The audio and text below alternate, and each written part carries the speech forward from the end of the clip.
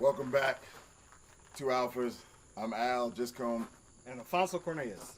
and today we're going to speak to you in reference to concealed carry and the mass shooter.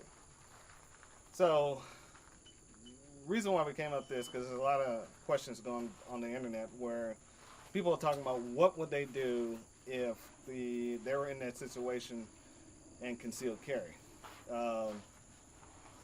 Purposely, I always say have a kill zone. My kill zone is 20 yards. Anything beyond that with a pistol, I'm not engaging. If I was in a mass shooting and if the mass shooter is within eyesight of me within less than that kill zone, yes, I will engage him.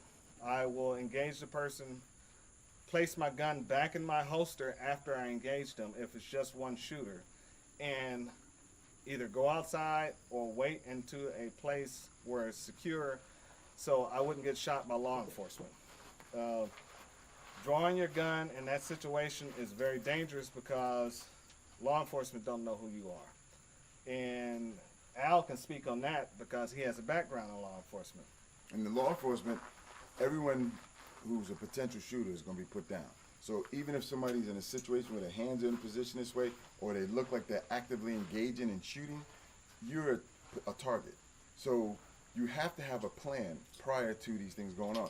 In this day and age, I'm not talking about politics at this point, but in this day and age, you have to be aware and be understanding of what, not only what's going on around you, but what your actions are. So you put this guy down, you instantly already have done a great job. Don't make a mess out of it. Don't make it worse than what it is already. So you have to be able to understand to move back, holster, cover the gun, and then hands up. Yeah. And let law enforcement or whoever it is, maybe mall security, whoever is that authority that's coming in, let them know, hey, I'm a good guy, this is what happened. But if you have a gun in your hand and you're standing there and you say, I'm a good guy, pop, pop, pop, pop, you're not going to get it out. With the Not new gonna get it out. with the new active shooter policies nowadays, the police won't even identify themselves. They won't say halt. They won't say stop. They won't say police, drop the weapon. They're gonna come in. They're gonna kill you. It's already been several cases of that where people have drawn their weapons during an active shooter scenario and they've been gunned down. So if you're not if the shooter is not within that 20-foot area of you and you don't have eyesight of them, do not draw your gun. Keep your gun holstered, keep concealed. Either go the other way, hunker down if you're in a room, and protect the people that surround you. If the shooter is within engagement in that 20 yards, I say go for it.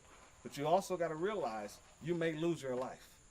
So you have to make up that day. If you're going to carry a concealed weapon, you need to make that determination. Today might be my last day. So if you haven't made up your mind that today is your last day, if you're carrying that weapon, don't carry it. It's not for you. Right. Not everyone is going to be a first responder. Not everyone who is a concealed carrier is going to engage. Perfectly okay. It's not your job. It's not your responsibility. But when you are able to do something, you have to do it. And my question always is to people, are you able to live with yourself if you take no action? Are you able to comprehend the aftermath that you had an opportunity to do something and you didn't do it? That's the key. That's what you have to ask yourself right now when you wake up in the morning before any engagement occurs. Am I going to be that guy? And if you're not, that's okay. Nobody's judging you at this point. But if you're in there, we saw with the police officer, a guy that had training and was duty bound, and he let kids die. And I'm gonna call it like it is. He was a coward. You are responsible. You have a uniform. You've taken an oath. Stand up to it. Stand up to it. And that's it. And any person out here who's just a CCW carrier, and I say just, if they're just a CC carrier and that's not your responsibility and you don't feel comfortable doing it, don't make it worse. Stay the hell out the way. Drawing a gun in a crowd of people not knowing where the bad guy is more, the officers decide that you're the guy because they don't know, and they aim there, and now the real bad guy can get away. Right. And also, too, this drawing your weapon and the shooter is not around you. Somebody else might see you, call 911 and say, hey, there's a second shooter here, and start identifying you as a second shooter. So now they're going when they come across you, they're gunning you down. Right. So keep your weapons holstered. if the shooter is not in your area, don't draw your gun. And if you just heard the shooting, get people out to try to help them escape. Do your part in that. If the shooter comes towards you, engage. And you also have to remember, in an engagement, the shooter may have body armor.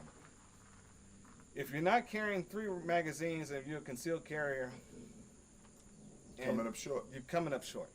So you need to be able to engage that guy or girl with extreme violence. And extreme violence means you're going to go through that first magazine. You may go through the second one. You may go through the third one to put that person down. And if you're doing that, you need to be advancing on that person at the same time and trying to close that gap to get good shot placements. Because if they're wearing armor, you got to get to that head. You got to get to those legs, and or try to get into the neck area. But you're going to have to close that gap. Like I said, also be prepared. You may die that day. So you have to understand there's a lot of things and a lot of responsibilities go with just carrying a concealed weapon. You also have to consider coming out and leaving the area. You got to be reholstered again, because leaving the area and you're coming out and you got a gun in your hand, what's going to happen? You're going to be dead. You're going to be you're going to be known as a second shooter. Right.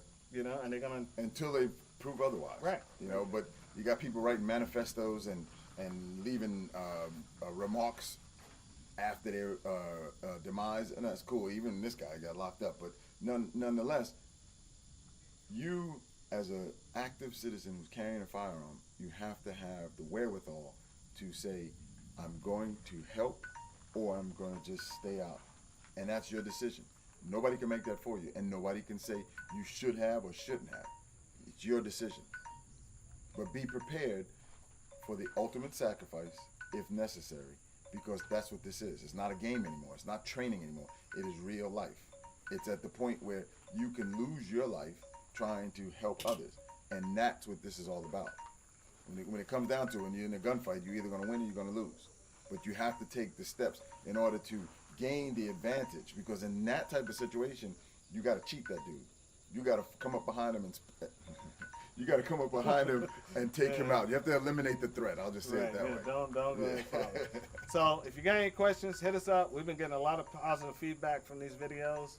So if you got any questions, hit us up. We try to answer them. Or if you got something, what subject you guys want us to talk about in the next video, let us know too. Absolutely. All right, thanks.